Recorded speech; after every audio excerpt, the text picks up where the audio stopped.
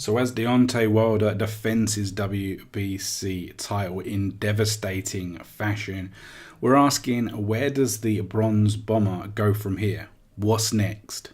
So if you like what you hear, please consider hitting the thumbs up button and consider subscribing to my channel for regular content on the heavyweight scene.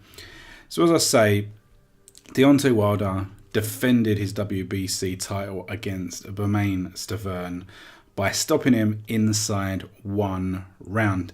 This was a rematch from when Deontay actually first won the WBC strap nearly 3 years ago, January 2015. And in fact, that was, or is, the only fight that Deontay Wilder's had that has gone the distance. He stopped every single one of his opponents. So it was clearly his toughest outing of his career. But in this rematch, it was a completely different fight. The opponent seemed to be a completely different opponent. I mean, Bermane Stiverne looked out of shape. He didn't look interested, motivated. He had no fire in his eyes. There was no fire in his belly. He knew that he didn't have a chance in this fight. And that was from the very first bell. Very, very disappointing to see in a heavyweight clash. And Deontay Wilder basically played with him like a cat with a mouse. And he just hit him and hurt him.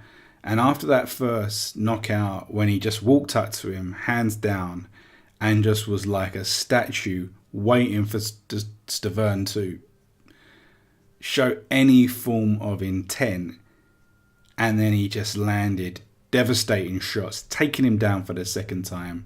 Should have been it. He shouldn't have got up. Why he got up, who knows, but he got up, and then he took another savage beating where Wilder circled around him, wild shots that hit and hurt him once again. And Wilder defends that title in pretty devastating fashion. So we have to ask, we have to talk, where does he go from here? I mean, it's another fight for him that doesn't really do much for him, I'm afraid. It's a as I say, it's a devastating stoppage, but beating an out of shape fighter that hasn't fought for years isn't a statement. It isn't a statement. And we look back, we look at Deontay Wilder, and if you've watched any of my videos in the past, you'll know that I'm a huge fan of Deontay Wilder. Huge. And in the last 18 months, I've had him at the top of the tree of my rankings every single time, because I like what he brings to the table. He's a dynamic, powerful puncher. But he just has not had the competition to date. And when I do the end of year rankings, it's something that I will have to genuinely consider whether he's still going to be on the top of the tree or Anthony Joshua takes that #1 place. Because we have to look at what he's done. Since he's been a champion, he's beaten Stiverne, Molina, Duhaupas, Spilka, Arreola, and Washington. These are not top level opponents. They're not opponents that really are. None of them have been proper champions. None of them. Stiverne has had a title that he got from, was a vacant strap, which he then lost to Wilder. Never defended it. None of these guys have been genuine top people. Okay, so they've only been marginal stepping stones. They have never been real achievements. And yes, you have to feel sorry for Wilder. He's missed out on big fights. He never got opportunities for Klitschko. Whether he wanted these or not, there was never a Klitschko fight. There was never a Tyson Fury fight. There was talk of it. It never happened. There's never a David Haye fight. Okay.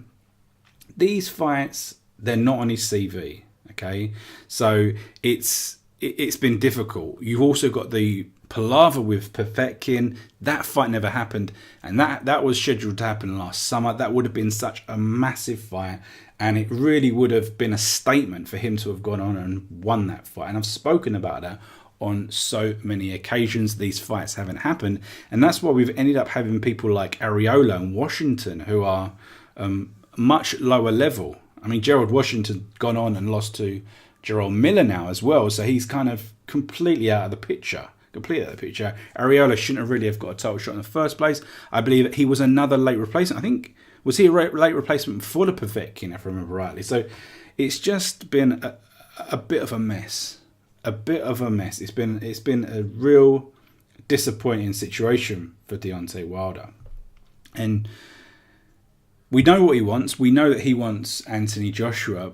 Is that a possibility? Is that really a possibility? And you've got to think about, if that's not a possibility, what are the options? What are the options? So you just flick through BoxRec and you see who's there. You're talking about Povetkin, not going to happen. Luis Ortiz, not going to happen. Pulev, I spoke in my video about Anthony Joshua's next opponent, where I thought Kubrat Pulev will be the next opponent for Anthony Joshua regardless. I did hear that potentially Pulev may be fighting someone else, but I still think that seems the most logical situation, that Kubrat Pulev will be Anthony Joshua's next opponent. Now you've got people like Tony Bellew who's having this fight with David Haye. You've got Joseph Parker. That is a fight that could happen, but I just don't see the demand. I don't see people wanting to see that.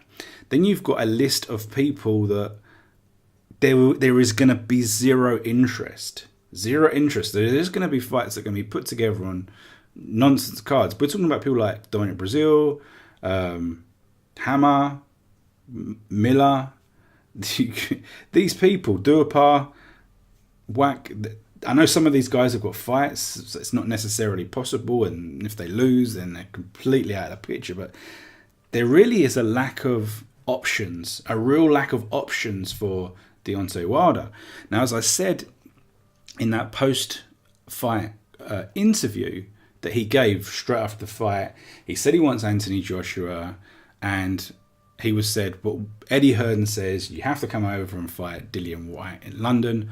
Are you going to do it? And he came out with something like, kings don't chase after paupers or peasants or something.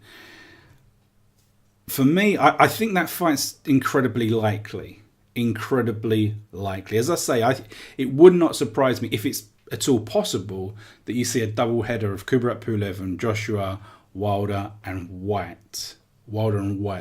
I think it's definitely possible that we could see those two fights early in 2018. Particularly the way that he spoke about Whyte, how derogatory he was. I mean, that's something that we know it's all about, building fights, building animosity and talking up different fights. That's one way of doing it. He's completely discarded Whyte as a potential opponent, and in doing so has effectively talked up a fight. So it's possible that could be the fight. For me, it's the most logical fight.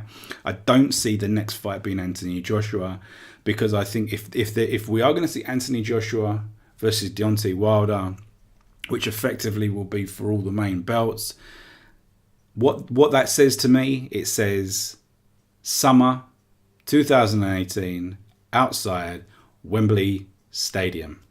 We saw when Anthony Joshua fought Klitschko, Deontay Wilder was in attendance. He actually was part of the broadcast team for Sky TV in the UK. So it would not surprise me if that is a fight that is effectively penciled in already for 2018. We're talking maybe June, July, or even August in Wembley Stadium, with fights in February/March, as almost like these kind of eliminators that they're expected to win. Okay, and why I think that this could happen is because if Dillian Whyte was to beat Wilder and pick up that WBC strap again, we're talking about the summer, Wembley, Anthony Joshua, Dillian Whyte, a massive rematch, unification fight. So that's exactly what I think is going to happen. I see those fights happening, a big summer unification fight, Wembley Stadium, with Joshua up against either Whyte or Wilder. I think it's going to be interesting. We'll have to see how this plays out in the next couple of weeks. But that's exactly what I think. There just isn't any other fight of any interest for either of them on the horizon. So I hope you've enjoyed that. If you've got any comments, remember to leave them below, and I will see you soon.